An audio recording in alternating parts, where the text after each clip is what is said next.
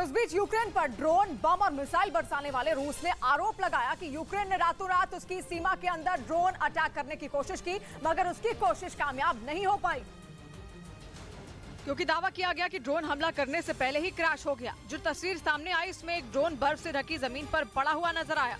कहा जा रहा है कि ड्रोन में तेल खत्म हो गया था, जिसकी वजह से तेजी से नीचे आया, एक पेड़ से टकराया और जमीन पर जा गिरा। ड्रोन एक गैस प्लांट के पास गिरा। हालांकि ड्रोन से किसी को कोई नुकसान नहीं पहुंचा, लेकिन फिर भी ये रूस के लिए खतरे की बहुत बड़ी घंटी है, क्योंकि बताया गया कि ये ड्रोन क्रैश रूस के कलुमना नाम के एक शहर के पास हुआ और कलुमना शहर रूस की राजधानी मॉस्को से 109 किलोमीटर दूर है। और अगर रूस का दावा सही हुआ तो यूक्रेन की तरफ से ये उसकी राजधानी के सबसे करीब हमला होगा और बात यहीं खत्म नहीं होती, बल्कि रूस ने यह भी कहा कि यूक्रेन ने उसके दक्षिणी हिस्से पर भी 2 ड्रोन अटैक किए। लेकिन रूस की एंटी ड्रोन डिफेंस सिस्टम ने ऐसा दांव चला कि ड्रोन अपने निशाने से चूक गया। बताया गया कि पहला हमला अज़ोव सागर के दक्षिण में हुआ और दूसरा क्रास्नोदर इलाके में, लेकिन रूस के डिफेंस सिस्टमों की वजह से यूक्रेन के दोनों ड्रोन अपना संतुलन खो बैठे और अपने रास्ते से भटक गए।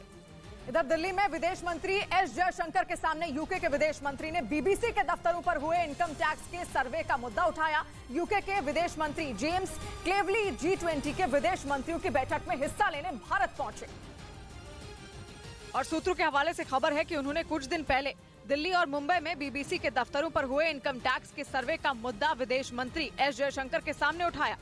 खबर है कि एस जयशंकर ने उनको जवाब देते हुए साफ किया कि भारत में काम करने वाले सभी संस्थाओं को यहाँ के कानून का पालन करना चाहिए।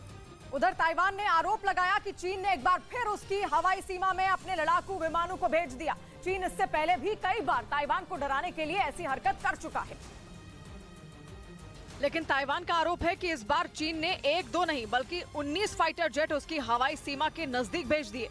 और ताइवान के लिए डराने वाली बात यह भी है कि वो सभी चीन के सबसे खतरनाक लड़ाकू विमान J-10 थे, जिसके बारे में चीन ये दावा करता है कि ये फाइटर जेट 1400 किलोमीटर प्रति घंटे की रफ्तार से उड़ान भर सकता है और इसमें लेजर गाइडेड बम और एंटी शिप मिसाइलें भी लगी होती हैं, जिससे ये जंगी जहाजों को भी आसानी से ध्वस्त कर सकता है। इसकी इसी ताकत की वजह से इसे फायर बर्ड यानी आग उगलने वाली चिड़िया के नाम से भी जाना जाता है। यही वजह रही कि अपनी सीमा के नजदीक 19 J-10 लड़ाकू विमानों को देखते ही ताइवान की धड़कनें बढ़ गईं। चीन पिछले कई महीनों से ताइवान पर नजरें गड़ाए बैठा है, क्योंकि चीन ताइवान को अपना ही हिस्सा मानता है। इसी वजह से वो उसे डराने का कोई मौका नहीं छोड़ता, ताकि उसके घातक लड़ाकू विमानों और मिसाइलों के डर से ताइवान जंग से पहले ही हार मान ले